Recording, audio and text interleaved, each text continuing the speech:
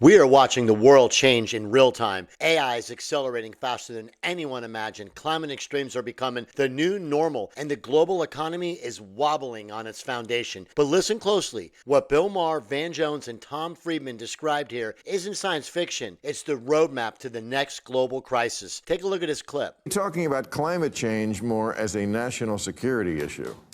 What do you think? That's for you. Yeah, I mean, obviously, this just because Trump isn't talking about it, what's really going on, Bill, it seems to me, is two things are happening faster than people think.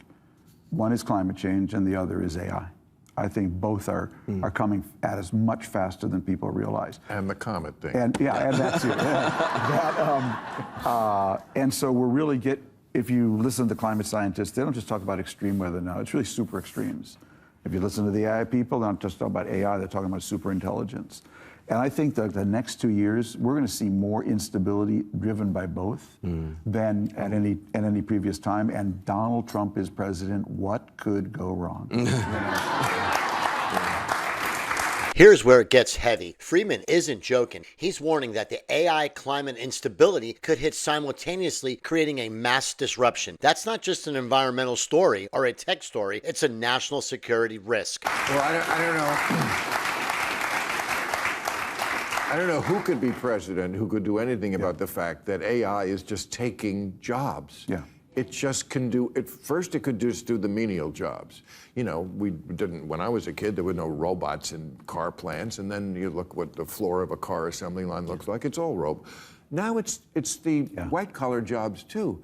No wonder that I think I read something like 92% in the first half of the year of all the investment was in AI. Yeah. I mean, it's part of the thing is there are two things that are happening. One is there's a massive disinvestment in the United States, but you can't tell because there's so much investment in AI. It looks like the stock market is doing well. It's not. There's a big sucking sound of capital leaving the United States. People are not coming in. And not coming in. People are long on AI, but they're short on America, so that's not that very good. The other thing that's going on is all the good kids, the ones that we told stay in school, stay out of trouble, go to college, learn how to code, blah, blah, blah. They're graduating off of a cliff into massive unemployment. Right. Now, that is very bad for any country when your best educated kids get thrown out onto the street with nothing to do. Van Jones drops the truth bomb here. We told an entire generation to learn to code, and now AI is coding better than they can. It's a perfect storm. Millions of skilled graduates with no direction and market chasing automation over innovation. They don't tend to take that well.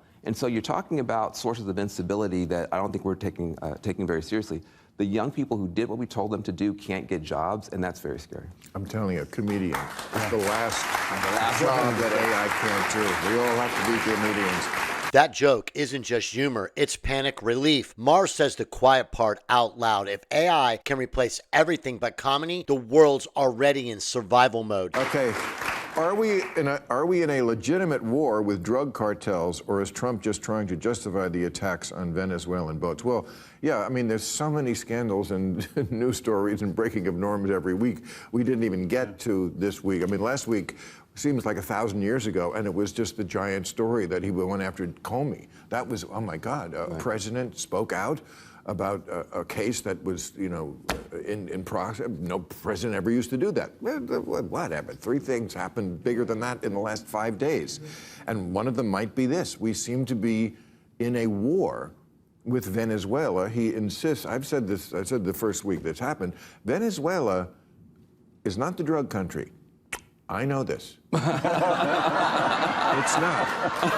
No one. No one ever said, "Let's get some Venezuelan marching powder." That's not. It's not where it comes from. It comes from Colombia, and it comes from Peru and Mexico for the fentanyl.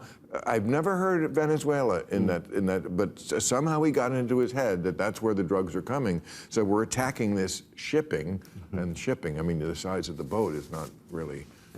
But just a question you have to ask, because they do so much crazy stuff that is dishonest. This may be true. I have no idea. You know what I mean? But it's so hard to trust them anymore. Yeah. That what's real, what's Memorex, what's for this week's headline, what's to divert you from Epstein. I mean, it just, you never know, you know, blow up a few ships, you know, whatever. And they don't, you know. It wouldn't be the first time America did that. Remember the Maine? Yeah, but it's also. No, really, remember the Maine? This is the moment that seals the message. Maher compares today's chaos to remember the Maine incident that sparked and launched the Spanish-American War. Translation: when people stop trusting institutions, leaders manufacture distractions. Yeah. The point you made is that there are just so many things that we thought were laws that are just norms. Yeah. And Trump has really highlighted that, you know, that, geez, I thought there was a law against firing someone from the Fed, or I thought there was a law against all these things that he does almost every day. They were just norms. And when you bust through them, it's hard to get them then back. it's really hard to get them back. Take it from someone who lived in Lebanon and watched the country unravel. It's really hard to get it back. All right. What do you make of the conservative uproar over Bad Bunny performing at the Super Bowl, given his criticism of ICE? Yeah, I mean, I'm not that familiar with Mr. Bunny's work.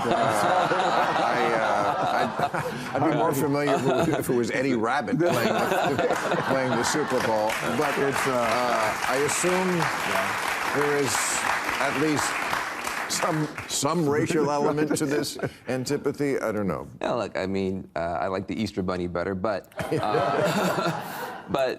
yeah, listen, he is a massively popular figure, and the only thing that probably half the country knows about him is that he's brown and doesn't like ICE grabbing people. I don't think that should disqualify him from being able to be on air. But I mean, here's the thing: we do live in completely different countries now. If you talk to people who are under a certain age, the people who they think are stars are people I've literally never heard of. Like apparently there's somebody named Kai Cenat who gets like. I thought it was Kai Snot. And I heard that too, and then I saw it written, and I was like, oh, that's better. I agree. He's enormous. He's enormous. Like, 14 million streams, and stuff like that, and we're on. That's like the new talk show. Exactly. People just show up and they do all kind of interesting stuff. And so, but I think with this Bad Bunny thing, it just shows. I guarantee you, half the people who are criticizing him have never heard of him, but now they are overnight experts on how terrible he is because they saw it on TikTok. Bill, I'm the worst person to ask because I've actually never looked at Twitter, never looked at Facebook, never looked at Instagram, never looked at TikTok, and never smoked a cigarette. And my plan is to die saying all five. AI is replacing workers. Climate is spiraling out of control. War rumors lighting up the headlines. This isn't a coincidence. It's a pattern. If history taught us anything, it's that the very crisis has a cover-up story. Stay alert, stay informed, and remember, truth doesn't trend. It fights to be seen. Subscribe if you want more breakdowns like this one.